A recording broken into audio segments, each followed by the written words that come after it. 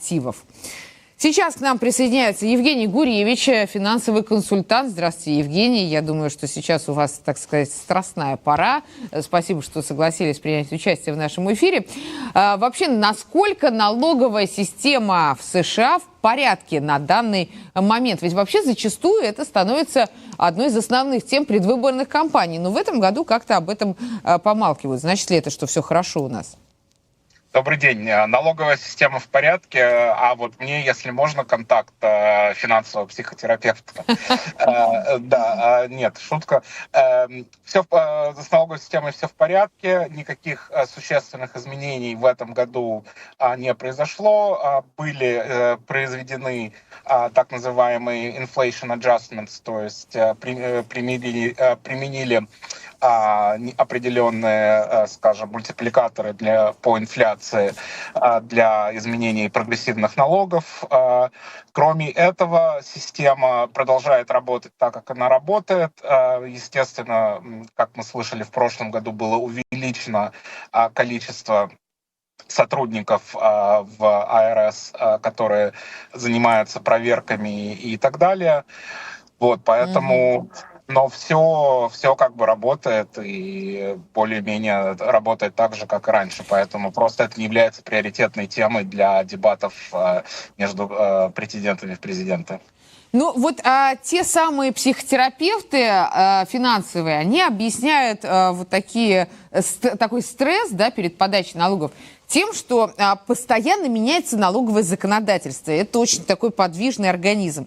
И поэтому, если, например, вы готовились, так сказать, к одному сценарию, да, такому же, как в прошлом году, то он может быть совсем другим. То есть вы примерно там предполагали, что вам будет вот такой возврат, вот столько вы заплатите, то в этом году может быть совершенно по-другому. И вот от этого люди особенно стрессуют, и от того, когда они понимают вдруг, что ничего им не вернут, а наоборот, они должны заплатить. В общем, какие специфические вообще проблемы связаны с изменениями в налоговом законодательстве, которые могли в этом году американцев подстерегать?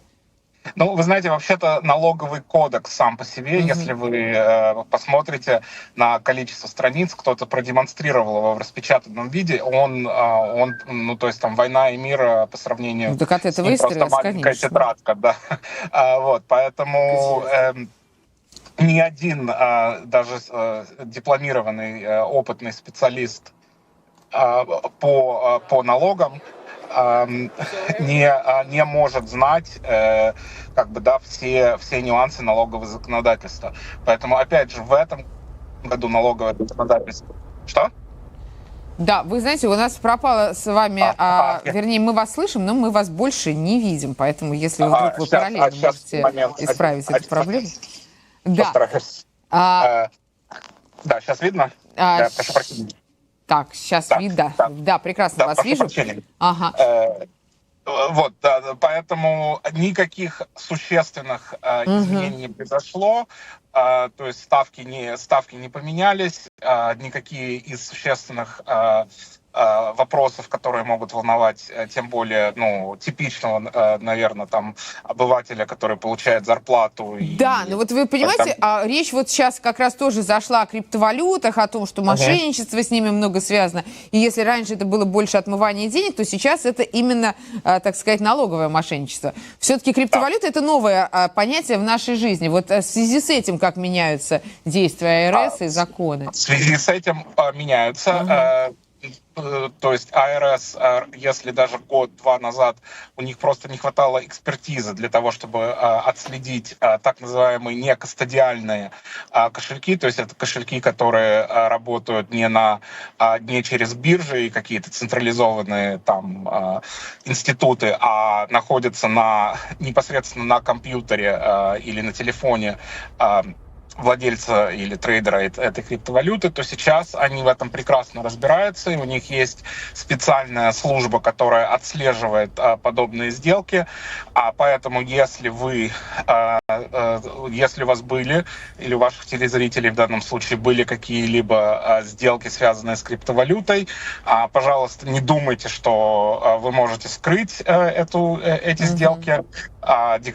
Полностью имеет смысл декларировать все, что было сделано. Для этого уже и в популярных программах типа TurboTax, есть все нужные настройки. Ну, если, естественно, как всегда, обращайтесь к своему CPA, то есть к вашему бухгалтеру, который поможет вам все правильно заполнить. Не нужно их скрывать, потому что у IRS есть способ, возможность и понимание того, как это отслеживать. Ну и, соответственно, если вы не успеваете там подать, да, до 15 числа, вы можете, в принципе, получить отсрочку. И вот как часто люди пользуются вот этой возможностью получить отсрочку по подаче налоговой декларации, и насколько это вообще привлекает внимание? Потому что у многих есть такое мнение, да, что лучше этого не делать, потому что лишнее внимание, так сказать, к своим налогам привлекать не стоит. Вот действительно ли это так? Значит, у IRS существуют достаточно четкие правила по аудиту. Они их не публикуют, но тот факт, что вы попросили отсрочку, как показывает опыт, то есть и я, и многие из моих коллег это делают достаточно часто, это не люди, которые делают отсрочку, не привлекают большее количество аудитов, да, чем среднее в среднем.